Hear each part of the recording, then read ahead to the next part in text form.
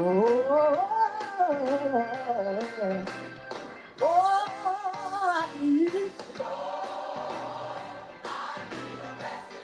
need it way down. Oh, baby.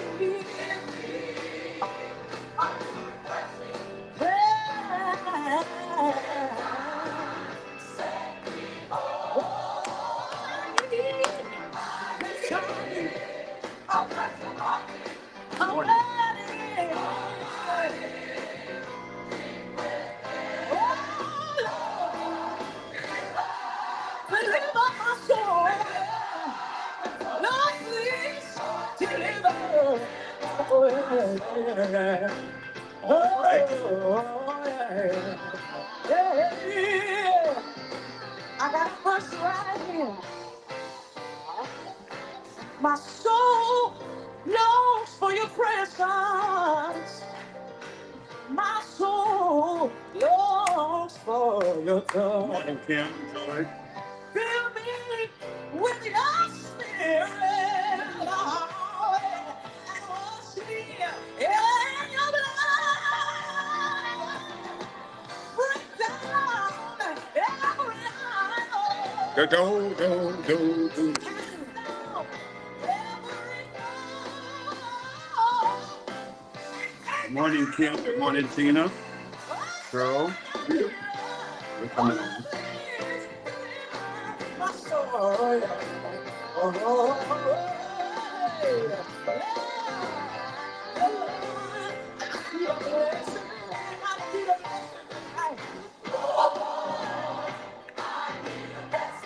I need it way down.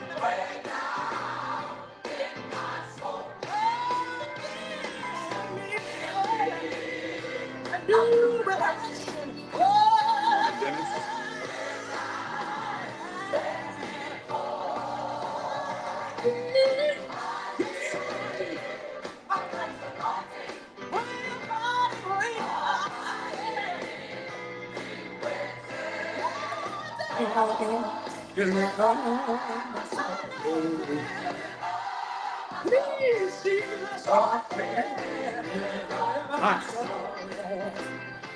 Yes. Tonight, is anybody going through something and you need the Lord to deliver you? Well, come on and listen as we say, Lord, deliver. Oh, yeah. Oh, please deliver. Don't I got me to pray? I need you to deliver my soul. Lord, I need you to deliver my soul. That in the chat. Lord, please deliver my soul.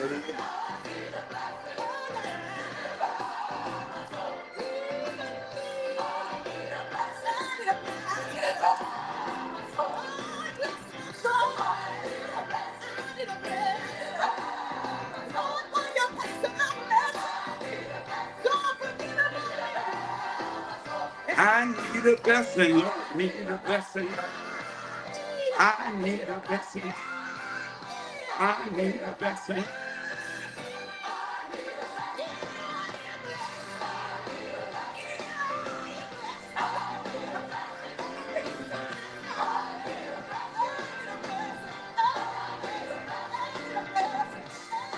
I need a blessing, Lord, deliver my soul. Good morning and welcome to the Purge. I'm excited about our future because what's to come is better than what's been for us. We are continuing in a series on reset, and I want to talk about some signs for the reset. This morning I had to cut across a little, catch a flight, but I want us to get as much of it as possible. You have to, in this second phase of the year, if you haven't already, you have to get rid of the negativity around you. And how do you know there's negativity, Bishop? You know there's negativity when you've experienced a situation that went against you, when you've experienced a situation that went against you, or when you lack self-confidence, or when you are financially unstable, or when you are overthinking a thing, or if you're just qualifying yourself. So when you experience a situation that went against you, it can cause negativity. You lack self-confidence, that will certainly cause negativity. When you're financially unstable, that will force you into negativity. And so these are some of the things, and I think the other one I said was overthinking a thing or disqualifying yourself. Quit saying you're not qualified. And we got to get away from saying stuff like, oh, I'm too old, or I'm too young, I'm too poor, I'm too tired, or I'm not equipped, or it's somebody else's turn. I ain't have my season. I don't have enough money. Say this with me. I will stop making excuses. I will take inventory of my failures. I will act in faith.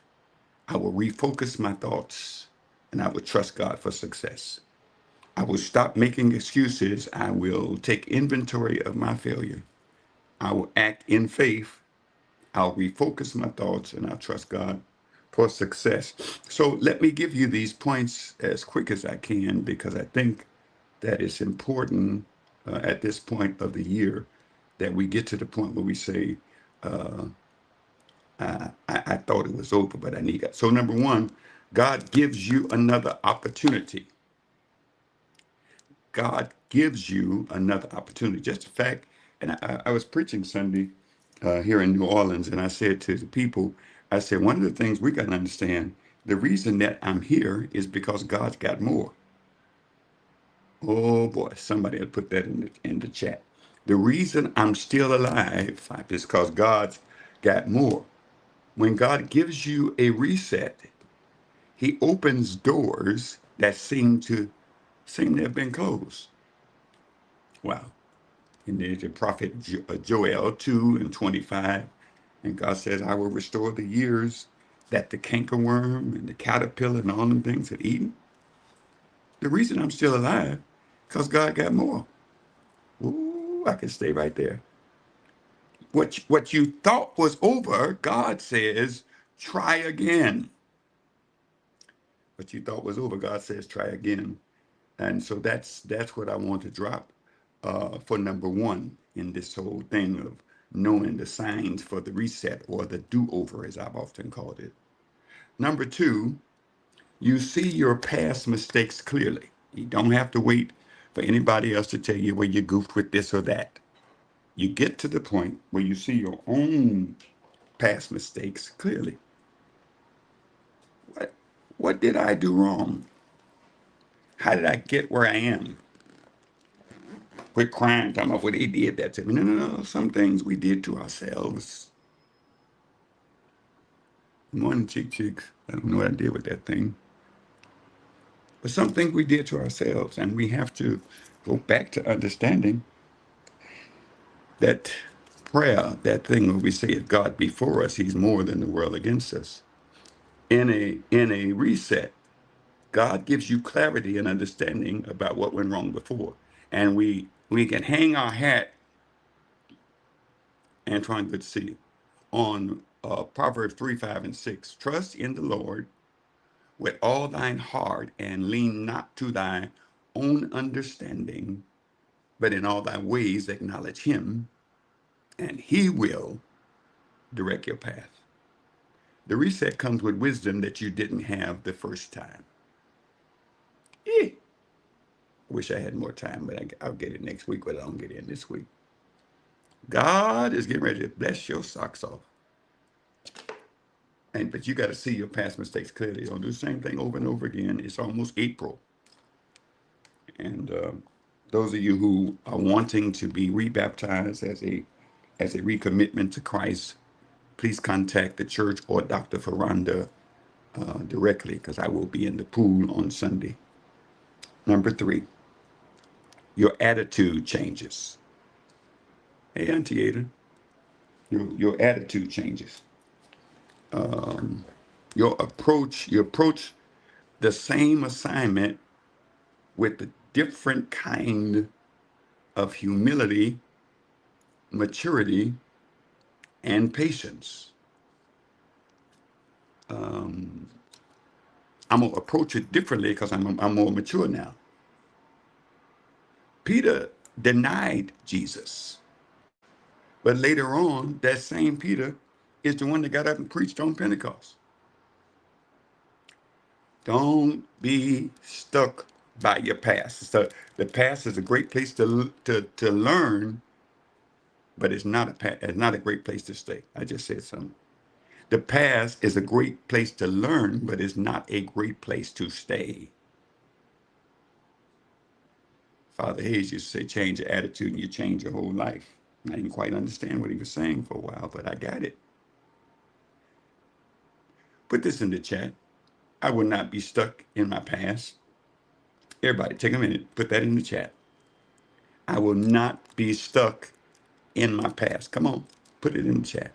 I will not be stuck in my past. Good morning, Sylvia. Good morning, Wendy. We're praying for you all. I'll be there service for Terrence's service on Saturday. I will not be stuck in my past. Everybody put that in.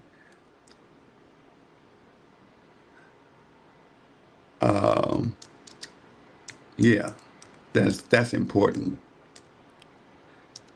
I did to write that down so he won't know what I'm saying. Come on, waiting on you to put it in there. I will not be stuck in my past. Hey, Uncle Pete, past is a great place to learn, but it's not where you want to stay. Change your attitude and get out of there. Number 4, you need to know that God restores everything you lost. There's a preacher by the name of Larry Trotter who gets up on Sundays often and says, if I lost everything, but still had Jesus, I got more than enough to start all over again. Because I still believe that what's to come is better than what's been. God restores what was lost. So in your reset or in your do-over season, you got to think like Job. Job lost everything in the space of one day. But when you get to chapter 42 and verse 10, he got double. Can I prophesy on my way out of here? You're going to get double for your trouble. I received the double. Somebody said that. Bishop, I received the double. Say it, say it. I received the double. I receive the double. I don't care what you lost, who you lost. I received the double. Thank you, Georgette and Sandra. You put these things up here so if I hit them. Number 5. I got to move quickly, get to the airport. That's my member, Janice Harris Sutton. Good morning, Kiara. Good morning, Dolores. They're signing in. I received the double. Say it by faith. It ain't. Come on, let's be honest. The year ain't like you wanted it to be yet. I received the double. Number 5. You get another chance at the same assignment. The Lord told Jonah to go to Nineveh and preach. And Jonah decided he was going to do what he wanted to do. And he went to Tarshish instead. But after Jonah repents, the Lord doesn't change his assignment. He said, go back and do what I told you to do the first time. So you get it. Uh-oh, something happened here. Yeah, you get another chance at your assignment. Be not dismayed, whatever betide. God will take care of you. Sometimes the reset or the do-over is the same mission with a different mindset. Somebody called it and said, I received the double. And the word of the Lord came to Jonah the second time and said, go to Nineveh. He got a chance to do it all over again. Number 6, your faith is stronger than it has been before. This is a sign of the reset. And I declare and decree that your faith is going to be stronger than it's ever been before. Hey, Tina. Hey, Ed. Ed, I'll be there next week for you at the, what's the name of that church? Some kind of road. I get it in a minute. I get another chance at the same assignment. Wanda, you're so sweet. Your faith is stronger than it's been before. Abraham grew stronger in the faith after waiting on the promise of God. All right.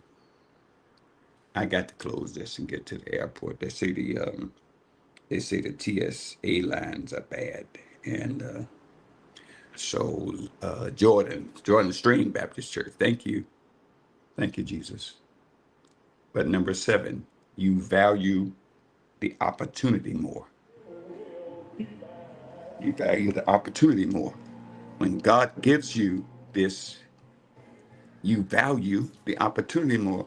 Because I think the fact that God didn't let that thing take me out, when I have another opportunity to do what's right by Him, I will value the opportunity more. When you know what it feels like to lose something, you treat the reset over like a precious gift. Yes, may the Lord bless us. I value the opportunity. It's another day. It's another opportunity for me to get it right, get it fixed. May the Lord bless you. I got to go to Florida and preach now. Keep you, go before you, and make easy and successful your way. I speak value in your life. I speak value in your life. I speak value in your life. This is your purge for the day.